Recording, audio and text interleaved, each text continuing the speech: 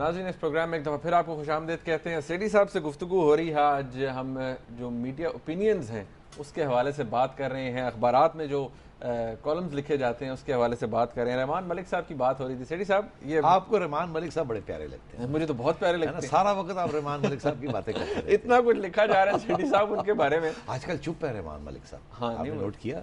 कुछ में चुप, अंडरग्राउंड गए। अच्छा, अंडरग्राउंड गए। जाहिर है अगर चुप है तो अंडरग्राउंड ही है।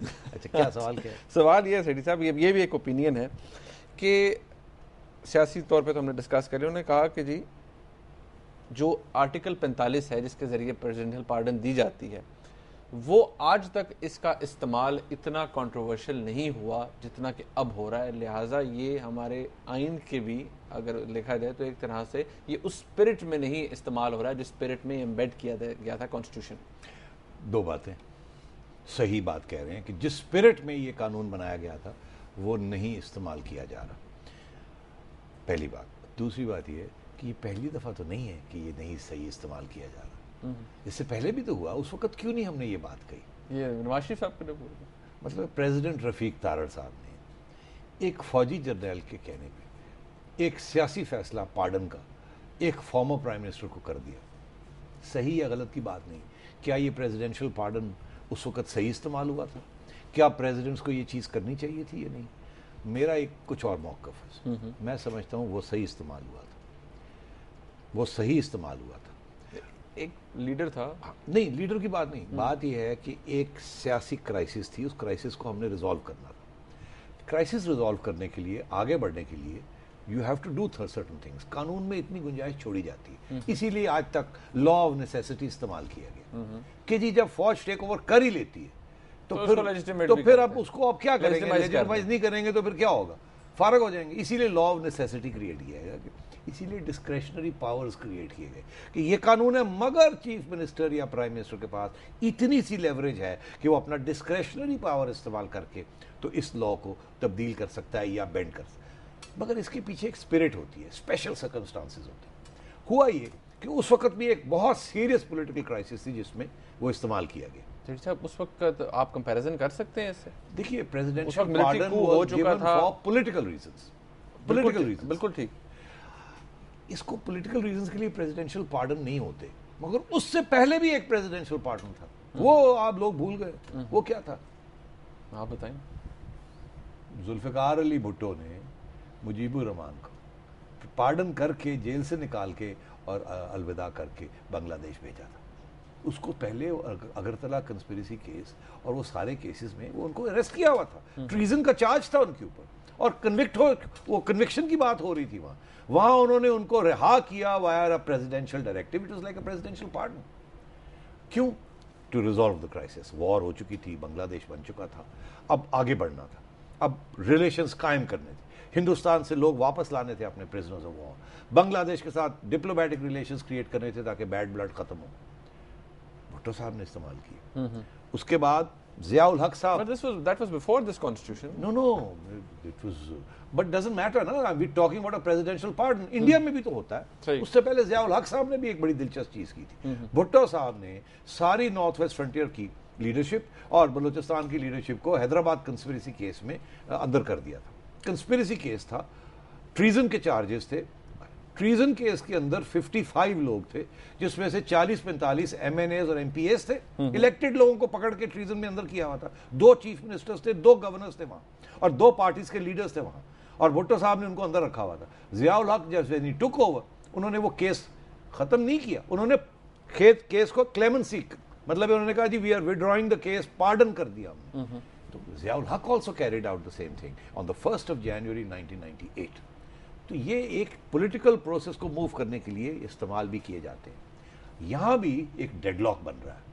उस डेडलॉक को रोकने के लिए तो गवर्नमेंट भी कुछ इकदाम कर रही है।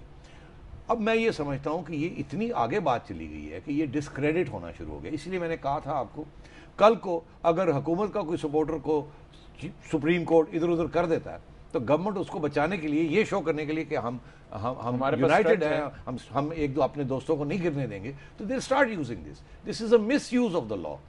बट मैं ये कहता हूं कि वो चीज जहां जो आपको इस स्टेज पे लाती है वो भी तो गलत होती है। इसलिए we have to be careful. अरे सेठी साहब, आपने अभी थोड़ी देर पहले मिसाल दी, ऑब्वियसली हम इस और फाइनली सॉरी मैं ये कहूँ कि ये हमेशा प्राइम मिनिस्टर की एडवाइस के ऊपर ये प्रेसिडेंशियल पार्डन दिया जाता है, ये ऑटोनोमस पावर नहीं है प्रेसिडेंट। जी बिल्कुल ठीक। अच्छा, गुजारी बात है, president acts on the advice of the prime minister. आपने अभी डॉक्ट्रिन ऑफ नेसेसिटी की बात की, नजरिया ज़रूरत की। जब महसूस किया गया, कोर्ट्स ने उसे महसूस किया, ये रियलाइजेशन आई, तो उसको भी दफन कर दिया गया ना कि उसका भी मिसयूज होता था। Every time there is a coup, उसको कोर्ट लेजिटिमाइज कर देती थी। अब तो सुप्रीम कोर्ट ने, मौजूदा सुप्रीम कोर्ट ने कहा हुआ है कि कभी भी कोई भी जज, कोई भी सुप्रीम कोर्ट किसी भी मिलिट्री कू को लेजिटिमाइज नहीं करेगा। तो इसी तरह ये भी एक रियलाइजेशन तो आनी चाहिए ना सेठी साहब कि ये वीक पावर जो है ये गलत तौर पर इस्तेमाल हो रही है। आज तक जो इनका आर्गुमेंट है वो ये कहते हैं कि कभी नहीं हुई, और इस तरह अपने क्रोनीज को बेनिफिट देने के लिए नहीं की गई। पहले रहमान वाले तो फिर इसका कानून को या तो खत्म कर दें, तो फिर अगर खत्म कर देंगे तो डिस्क्रेशन खत्म हो जाती है ना। इसका ये मतलब नहीं है कि अगर एक चीज़ गलत इस्तेमाल हो और इसको खत्म कर दिया जाए। इसका सोल्यूशंस ये होती है इन चीज़ों के, रेगुलेशन इसको कहते हैं। सोल्यूशंस ये होती है कि जो चीज़ खराब करती है वहाँ रोकना चाहिए। ये नहीं कि एक चीज़ खराब करती जा रही है उस चीज़ की तरफ तवज्जो नहीं देनी, और जब रिजल्ट आता है तो उस वहाँ आके मिस एप्लीकेशन एक लॉ की पुरानी चीज़ को ठीक करने के लिए या बैलेंस देने के लिए, that's where the problem lies. अच्छा, एक और आर्टिकल 248 के हवाले से जो सदर पाकिस्तान को इस्तिस्ना हासिल है, उसके हवाले से भी यही बात की गई है कि आज तक वो भी किसी को इस तरह ज़रूरत नहीं पड़ी और ना उसको इतना कंट्रोवर्शियल यूज़ हुआ। अब जिस तरह बतौर ढाल उसको इस्तेमाल किया जा रहा है, जरदारी साहब की पूरी ब्रिगेड जो है उसे इस्तेमाल कर रही है, ये भी उस स्पिरिट में नहीं है जिस स्पिरिट में इस तरह इस्तेमाल किया जा रहा है। हाँ, वो ये है कि इसके लिए भी आइन ने ऑप्शंस रखे हैं आपके लिए। एक तो ये रखा है कि किसी को इलेक्ट आप कर ही नहीं सकते प्रेसिडेंट जो कि कानून की उसने खिलाफ वर्जी की हुई है। अगर वो उस जाल से निकल जाता है जो कि इलेक्शन कमीशन का जाल है, पार्लियामेंट का जाल, हर किस्म की चीजें वहां कानून बने हुए कि फलाना बंदा नहीं बन सकता, फलाना नहीं बन सकता, फलाना नहीं बन। अगर आप वो सारा टेस्ट पास करके प्रेसिडेंट बन जाते हैं तो ये बहुत बड़ी एक ओहदा है। फिर ये है कि अगर आप प्रेसिडेंसी के दौरान, इसका मतलब है प्रेसिडेंसी से पहले आप साफ होके निकल आए, अब बाद में अगर कोई चीज निकलती है तो आपको उसको, it should not affect you. पुरानी चीज जो कि पहले चेक होनी चाहिए, till the time you are in office, till the time you are in office. Otherwise तो कोई हर 100 केसेस आ जाएंगे, आप प्रेसिडेंट, कोई बंदा नहीं प्रेसिडेंट बन सके, बन के चला नहीं सके। फिर ये है कि प्रेसिडेंसी के दौरान अगर आपको गड़बड़ करें तो उसकी फिर इंपीचमेंट का प्रोसेस है। अभी भी अगर आपको पसंद नहीं आ रहे जरदारी साहब तो आप उनको बाहर निकाल सकते हैं, इंपीचमेंट कर दीजिए उनको। इंपीचमेंट के आपने मुशर्रफ को थ्रेट की थी, कुछ चार्जेस क्या थे उनके ऊपर इंपीचमेंट के कि वो आपको निकलना चाहिए, आप निकल नहीं रहे। चार्जेस की भी जरूरत नहीं थी, पार्लियामेंट इकट्ठी हो जाती, कहते हैं we don't like your face, out you go. Impeachment उन्होंने इसी के खौफ से पहले वो रिजाइन कर दिया। तो मैं आपसे ये अर्ज कर रहा हूँ कि सोल्यूशंस होती हैं, सवाल ये है कि आपने कौन सी सोल्यूशन किस स्टेज पे लेनी है। आइन बड़ा ही डिटेल डॉक्यूमेंट है, मगर वो उस डॉक्यूमेंट का कोई फायदा नहीं है अगर आप और मैं लफ्जी लड़ाइयाँ झगड़ों में शुरू हो जाएं, और जो स्पिरिट है उसकी, जिसकी वजह से ये सारी चीज़ें बनाएगी, उसको हम नजर। साहब, आपने अभी खुद जिक्र किया कि स्पिरिट जो है दैट इज़ वेरी इंपॉर्टेंट, और इसमें जो आर्गूमेंट आगे फर्दर दिया गया वो ये कि इस तरह की पावर्स जो इस्तेमाल हुई हैं ये मौजूद हैं, पूरी दुनिया में मौजूद है, लेकिन ये ग्रेटर पब्लिक इंटरेस्ट में इस्तेमाल की जाती हैं, किसी एक इंडिविजुअल को बेनिफिट करने के लिए जिससे आपका ताल्लुक है, सियासी फायदा किसी को पहुंचाने के लिए। I agree with you, totally agree with you, मगर वो सिचुएशंस पब्लिक इंटरेस्ट की तो है नहीं ना। अभी तो एक क्लैश चल रही है where the government thinks that an institution is out to overthrow it. This is not public interest. यहाँ तो एक पॉलिटिकल क्राइसिस, एक पॉलिटिकल कशमकश चल रही है। तो ये भी गलत इस्तेमाल है, आप ये भी कहते हैं। ये भी कह रहा हूँ कि जिस तरीके से ये सेंटेंसेस हो रहे हैं वो भी देखें, और जो फिर रिएक्शन में प्रेसिडेंसी और प्राइम मिनिस्टर साहब कर रहे हैं वो भी देखें।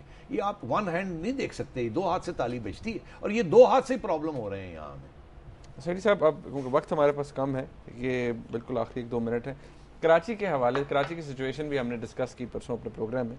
उन्होंने कहा कि सिंध गवर्नमेंट ने अनाउंस किया है कि 10 मिलियन अवार्ड दिया जाएगा जो कि बताएगा कि कहाँ टारगेट किलर कौन है, कौन मारता है। 1 करोड़ रुपया, 1 करोड़ रुपया।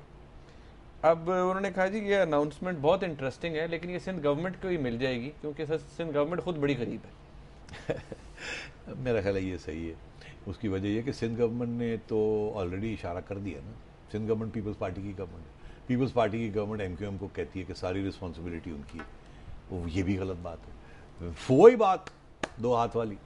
तो ये पिन पॉइंट करना कि जी सारा गलत काम ही एमक्यूएम कर रहा है और हम तो बड़े एंजेलिक हैं, हम तो बिल्कुल सवाल ही पैदा नहीं होता, हम तो बिल्कुल सही, ये सारी गलत बात है। और ये वो सही कह रहे हैं जिन्होंने भी ये लिखा है कि ये ओहदा जो है, ये इनाम जो है, ये किसी पीपल्स पार्टी के कारकुन को ही मिल जाएगा जो कि कहेगा कि ये हुआ। मगर मैं समझता हूँ ये कोई भी इनाम के लिए तैयार नहीं होगा। जिसने ये कहा कि ये MQM की बात है, वो फिर वो इनाम जो है जो भी मिलेगा वो खर्च नहीं कर सकेगा। सेठी साहब, आपका बहुत शुक्रिया। नाज़रीन, आपने आज का प्रोग्राम देखा, इसके अंदर हमने जितने भी इंपॉर्टेंट इश्यूज आजकल चल रहे हैं उसके हवाले से जो अखबारात में लिखा गया है, सेठी साहब के कुलीग्स जो दोस्त लिखते हैं उसके हवाले से हमने सेठी साहब का कॉमेंट लिया। अभी एक कुछ रह गया था लेकिन अनफॉर्चुनेटली टाइम हमारे पास आज इतना ही है।